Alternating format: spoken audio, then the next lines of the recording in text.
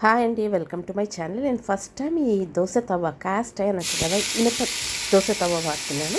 So దీన్ని నేను ఎక్కడ కొన్నాను, ఆన్లైన్లో, అమెజాన్లో, దాని డీటెయిల్స్ అన్నీ కూడా నేను వీడియో చేశాను. నేను లింక్ పెడతాను, మీరు తప్పకుండా ఆ వీడియో కూడా చూడండి.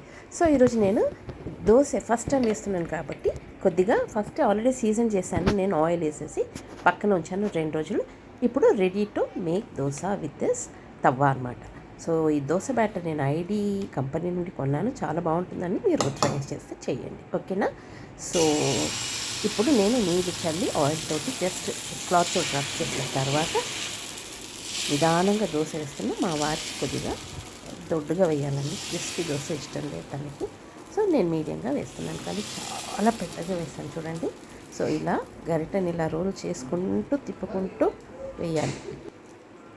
ఇలా వేసిన తర్వాత మీరు నెయ్యి కానీ, నూనె కానీ, ఆలివ్ ఆయిల్ కానీ ఏదైనా వాడవచ్చండి. నేను ఇక్కడ నార్మల్గా ఆయిల్ ఒక స్పూన్ గీ వాడాను.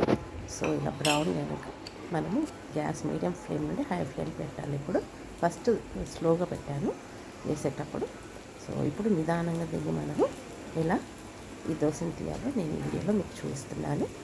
బాగాలేదండి, ఓకే, అంత క్రిస్పీగా రాలేదు, నాకేమో అంత బాగా నచ్చలేదు.